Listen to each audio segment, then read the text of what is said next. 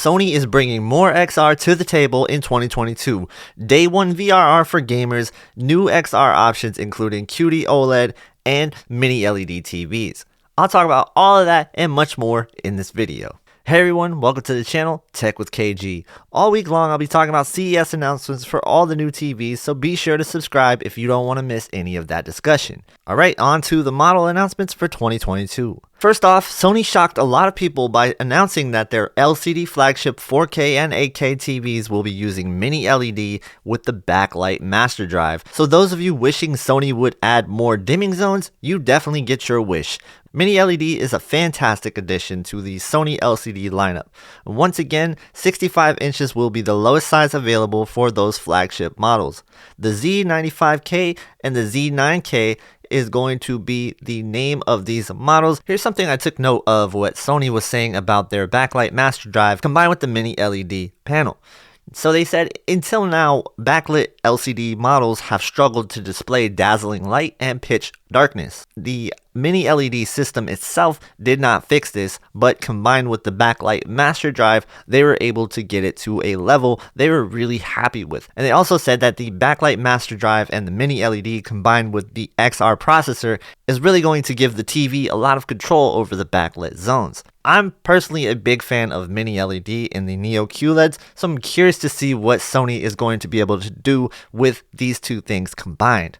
I am very excited for these LCD TVs from Sony. And for the conventional LCD with the XR chip, the X90K looks to be a follow-up to the X90J. And remember, this will not be using mini LED.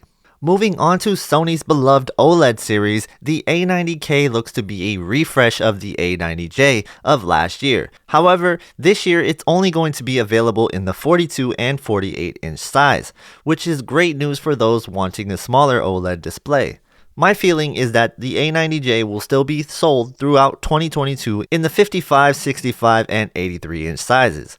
Unlike the A90 series, the A80 series will see a complete refresh with the A80K OLEDs, available in all the same sizes as last year, 55, 65, and 77 inches.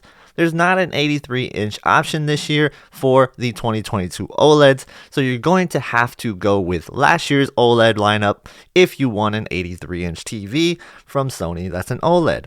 Now, all of the A80Ks should have a Evo panel in them, so that's something that is different from last year, whereas the A80J had a little bit of a panel lottery depending on what size you got.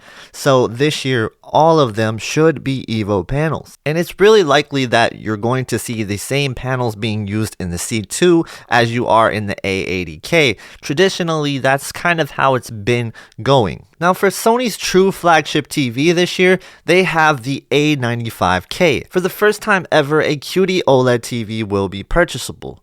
Sony is bringing us the 4K QD OLED with the A95K Bravia Master Series in 55 inches and 65 inch sizes. But before you get too excited, I am expecting a very huge price tag on these. I'll have a dedicated video talking all about this model, so stay tuned for that. Sony also made an emphasis to talk about adaptive Netflix calibrated mode. I use Netflix calibrated mode personally a lot on the A80J, and I actually really enjoy it with some shows, so any improvements to this mode is very welcoming. Another thing Sony announced was that their TVs are going to ship day 1 with VRR, so this is something that is welcome news for anybody looking for VRR, and I'm guessing that the VRR patch is not going to be too far off for older models. Now, I have to say this, that there's a lot of skepticism around whether or not the VRR update is going to be 120 Hz VRR. At this point, we really don't know, and we're gonna have to wait and see on that. So before you get excited about VRR, just pump your brakes a little bit until the actual VRR reviews are out. Overall, the XR was just way too good to warrant needing a change,